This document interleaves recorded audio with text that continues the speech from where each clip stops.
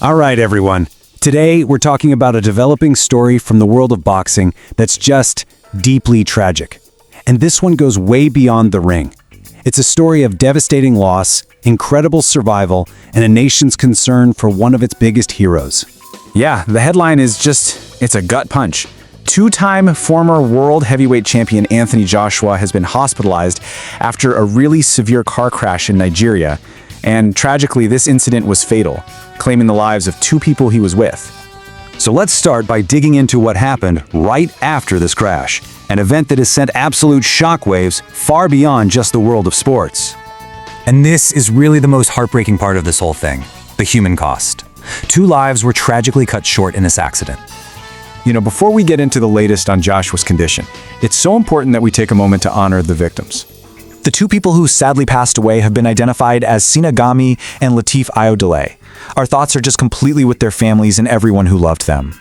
Now, as for AJ himself, there is, some reassuring news, thankfully.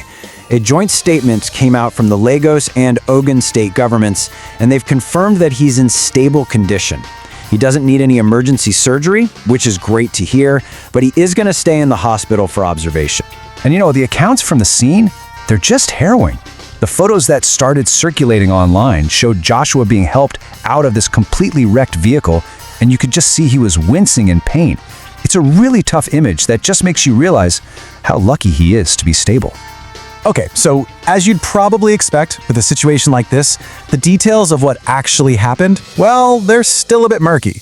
We're even getting different accounts from different official sources. So, here's what we know for sure. The crash happened on the Lagos-Ibadan Expressway. The vehicle was a Lexus SUV, and it crashed into a truck that was stationary. But the big question is, why? And that's where things get complicated. The Ogun State Police are saying a tire burst, causing the driver to lose control. But then you have the Federal Road Safety Corps, and their report suggests the vehicle was speeding and lost control while trying to overtake another car. So with 2 different official stories, the investigation is very much still ongoing.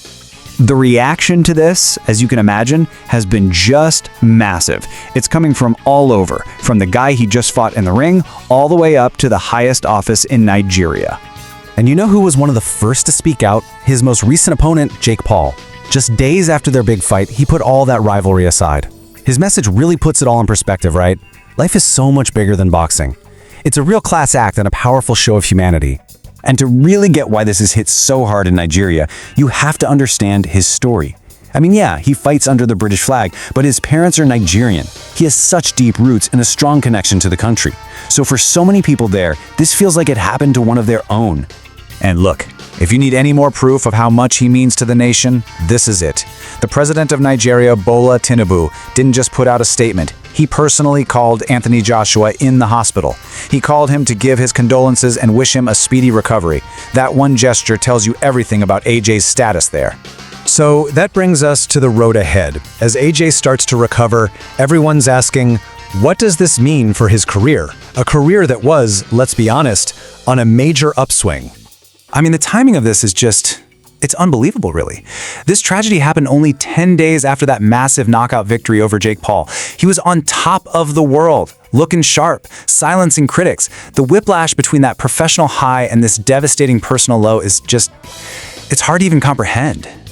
And of course, there was the one fight everybody has been talking about for years, a potential mega fight with Tyson Fury, possibly in 2026.